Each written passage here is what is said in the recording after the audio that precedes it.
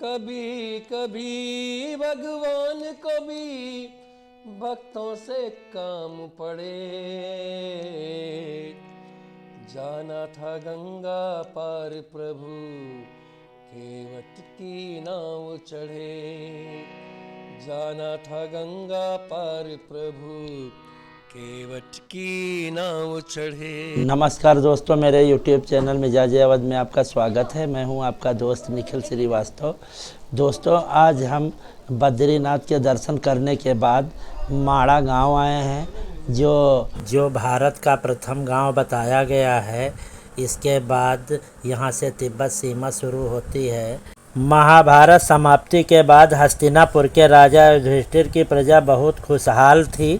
यहाँ पांडवों ने 36 वर्षों तक राज्य किया। द्वारिकाधीश श्री कृष्ण को जरा नामक बहेलिये के तीर लगने से भगवान श्री कृष्ण ने अपना शरीर त्याग दिया।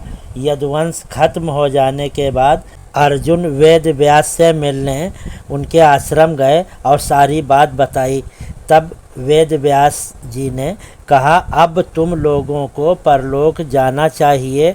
तब युधिष्ठिर ने युयुत्सु को बुलाकर उसे संपूर्ण राज्य की देखभाल करने को कहा और परीक्षित का राज्याभिषेक कर दिया और यहीं से इन्होंने स्वर्ग की यात्रा प्रारंभ करी। कथाओं के अनुसार महाभारत के पांडव भाई इसी रास्ते से होते हुए स्वर्ग की ओर गए थे। यह स्वर्ग का रास्ता बद्रीनाथ धाम से 3 किलोमीटर आगे माड़ा गांव से लगभग 23 किलोमीटर की दुर्गम चढ़ाई के बाद लगभग 4600 मीटर की ऊंचाई पर स्थित सतोपंथ झील का धार्मिक दृष्टि से विशेष महत्व है। सतोपंथ का शाब्दिक अर्थ है सत्य का मार्ग। अलकनंदा नदी का उद्गम स्थल सतोपंथ ही बताया गया है। स्वर्ग प्राप्ति के लिए पांडवों ने माड़ा गांव से स्वर्गारोहिणी के लिए प्रस्थान किया। माड़ा गांव से ही सरस्वती नदी पार करने के बाद द्रौपदी ने कुछ दूरी पर जाकर अपने प्राण त्यागे थे। द्रौपदी की मृत्यु के बाद भीम ने युधिष्ठिर से पूछा कि सभी लोगों में से सबसे पहले द्रौपदी ने अपनी देह क्यों छोड़ा। इस सवाल का जवाब देते हुए युधिष्ठिर ने कहा कि 5 पतियों के होने के बावजूद भी द्रौपदी अर्जुन को सबसे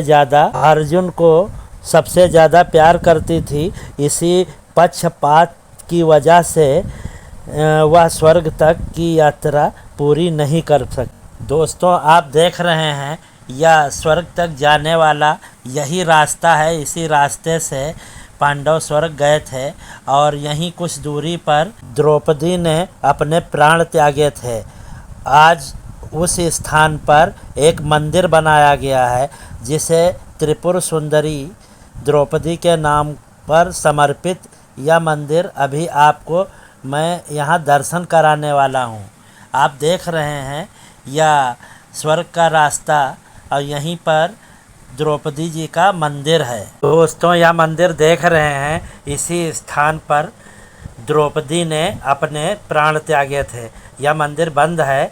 अभी मैं आपको दर्शन कराने की कोशिश करूंगा। यहाँ से शायद दर्शन हो सकते। ये देखिए अंदर के दर्शन।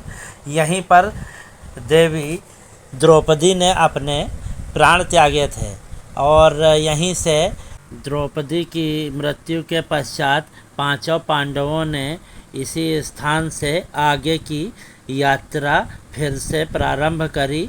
माड़ा गांव से 4 किलोमीटर आगे आनंद वन नामक स्थान पर सहदेव ने अपने प्राण त्याग दिए। इसका कारण युधिष्ठिर ने बताया कि सहदेव अपने आप को सबसे ज़्यादा बुद्धिमान समझता था, इसलिए वह स्वर्ग तक नहीं पहुंच सका। इसके बाद नकुल ने सहस्त्रधारा के समीप, जिसको वसुधारा भी कहा जाता है, अपने प्राण त्यागे।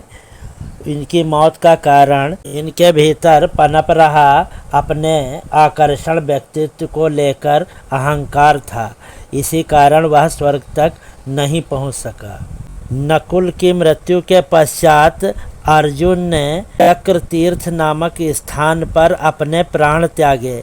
जब भीम ने युधिष्ठिर से इसका कारण पूछा तब उन्होंने बताया कि अर्जुन को अपने बल और क्षमता पर बेहद अभिमान था, इसी कारण वह अपनी यात्रा पूरी नहीं कर पाया। अब भीम, युधिष्ठिर और उनके साथ चल रहा काला कुत्ता शेष रह गए। अर्जुन की मृत्यु के पश्चात कुछ दूर चलने के बाद भीम सतोपंथ के पास गिर गए। जब इसका कारण पूछा तब युधिष्ठिर ने बताया कि तुम्हारी इस दशा का कारण दूसरों की भूख की परवाह किए बगैर अत्यधिक भोजन करने की तुम्हारी प्रवृत्ति थी, इस कारण तुम स्वर्ग तक सशरीर नहीं पहुंच सके। युधिष्ठिर ने आगे की यात्रा उस कुत्ते के साथ पूरी की। स्वर्गारोहिणी की सीढ़ी चढ़ने के बाद उन्हें इंद्रदेव मिले। उन्होंने युधिष्ठिर को उनके रथ पर आकर स्वर्ग चलने को कहा। युधिष्ठिर ने उनसे कहा कि वे अपने भाइयों और द्रौपदी के बगैर स्वर्ग नहीं जाएंगे। इंद्रदेव ने उनसे कहा कि वे सभी उन्हें स्वर्ग में ही मिलेंगे। इंद्र का जवाब सुनने के बाद युधिष्ठिर एक शर्त पर रथ पर चलने को तैयार हुए कि वह काला कुत्ता भी उनके साथ जाएगा, क्योंकि उसने अंत तक उनका साथ नहीं छोड़ा। युधिष्ठिर की यह बात सुनकर उस काले कुत्ते ने अपना असली रूप धारण किया तो धर्मराज यानी कि यमराज का रूप था। धर्मराज युधिष्ठिर की इस बात से बेहद प्रसन्न हुए। परिणाम स्वरूप युधिष्ठिर इंद्र के साथ रथ पर बैठकर अपनी देह के साथ स्वर्ग तक पहुंच गए। स्वर्गारोहिणी का जिक्र रामायण में भी है। रामायण में एक कथा का जिक्र है कि शिव जी से वरदान पाकर रावण बहुत अभिमानी और तीनों लोकों में अजय बन गया था। मानव पृथ्वी पर वास करते थे और देवता स्वर्ग में। इसी कारण रावण ने स्वर्ग की सीढ़ी बनाने का निश्चय किया और धरती से स्वर्ग तक जोड़ने के लिए रावण ने यहाँ पर सीढ़ियाँ तैयार करवाईं। कथाओं और लोगों के अनुसार कहा जाता है कि रावण ने पूरी सीढ़ियाँ नहीं बनवा सका, नहीं तो वह स्वर्ग का अस्तित्व ही ख़त्म कर देता। इसीलिए स्वर्ग की सीढ़ियाँ तो दिखाई देती हैं, लेकिन स्वर्ग तक वह सीढ़ियाँ नहीं पहुंच सकी। स्वर्ग की सीढ़ियाँ जो कि सतोपंथ से 4 से 5 किलोमीटर की दूरी पर स्थित है।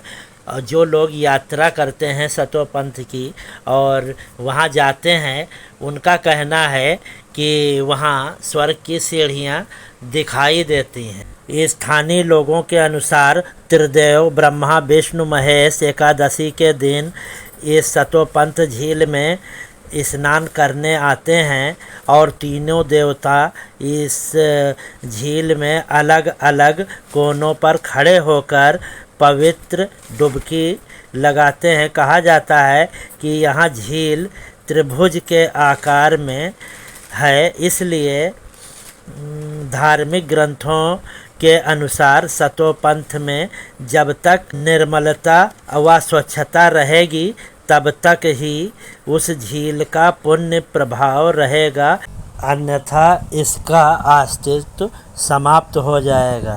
दोस्तों, यह सतोपंथ और स्वर्गारोही का रास्ता बहुत ही कठिन मार्ग है। इस पर जाना सबकी बस की बात नहीं, बहुत ही कठिनाई से, और जो पुण्य आत्मा लोग हैं वही इस रास्ते पर पहुंच सकते हैं और वह आसानी से उस झील के दर्शन भी कर सकते हैं, जहाँ पे ब्रह्मा विष्णु महेश तीनों एकादशी के दिन स्नान किया करते हैं। यह सतोपंथ झील बहुत ही पावन पुण्य झील है। माणा गांव और सतोपंथ की दूरी लगभग 23 किलोमीटर की है, लेकिन वहां तक जाने के लिए 3 से 4 दिन लगते हैं और वापस माणा गांव आने में 2 से 3 दिन वापसी के लिए लगते हैं। कुल मिलाकर 1 हफ्ता आने जाने में लग जाता। मैं यहाँ पर अस्वस्थ था और अस्वस्थता के चलते मैं आगे की यात्रा अधूरी छोड़ दिया। आगे मैं नहीं जा सका और यहीं द्रौपदी जी के मंदिर में बैठकर हमने वीडियो बनाया और आगे की आपको कहानी सुनाई और यहीं से बहुत अच्छे नज़ारे देखने को मिले। या सतोपंथ जाने वाला रास्ता देखिए कितना खूबसूरत दिखाई दे रहा है और ये नीचे अलकनंदा नदी बह रही है। कितना अच्छा वातावरण, कितना अच्छा यहाँ पर व्यू मिल रहा है और मानो कि हम खुद स्वयं स्वर्ग में बैठे हों। यह देखने को अपने आप में प्रतीत हो रहा है। देखिए कितना सुंदर व्यू आ रहा है और यह कलकल करती अलकनंदा नदी और चारों तरफ मानो स्वर्ग का ही समागम हो और इतने सुंदर पहाड़ देखने को मिल रहे हैं और ये मनोहारी दृश्य अपनी आँखों में बसाए मैं शायद वर्षों तक इन्हें नहीं भुला सकता। दोस्तों, अगर आप मेरे YouTube चैनल पर नए हैं तो कृपया मेरे YouTube चैनल को सब्सक्राइब कर दीजिए। उसका बेल आइकन ज़रूर प्रेस करिए ताकि नए वीडियो का नोटिफिकेशन आपके पास सबसे पहले पहुंच सके। आपको यह वीडियो कैसी लगी कमेंट बॉक्स में लिखकर हमें बताइए और वीडियो को लाइक करिए, कमेंट करिए, अपने दोस्तों को शेयर करिए ताकि हमारा उत्साहवर्धन हो सके और अपने चाहने वालों को, अपने घर में बड़े बुजुर्गों को, सबको यह वीडियो दिखाइए और इसमें कमेंट ज़रूर करिए। श्रीमन्नारायण नारायण हरि हरि, श्रीमन्नारायण नारायण हरि हरि, श्रीमन्नारायण नारायण हरि हरि। तेरी महिमा कितनी प्यारी प्यारी, हरि हरि, श्रीमन्नारायण नारायण हरि हरि, श्रीमन्नारायण नारायण हरि हरि।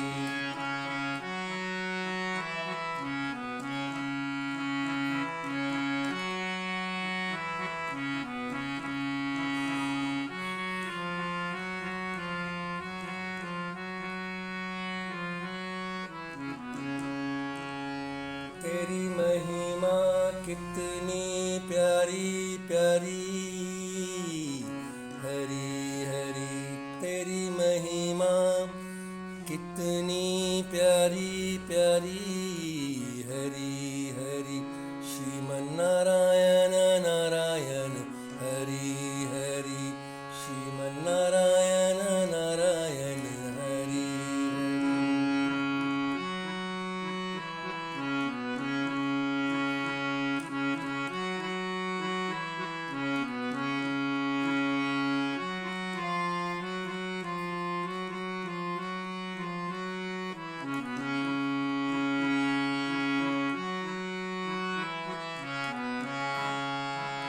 श्रीमन्नारायण नारायण हरि हरि, श्रीमन्नारायण नारायण हरि हरि, तेरी महिमा कितनी प्यारी प्यारी, हरि हरि, श्रीमन्नारायण नारायण हरि हरि, श्रीमन्नारायण नारायण हरि हरि।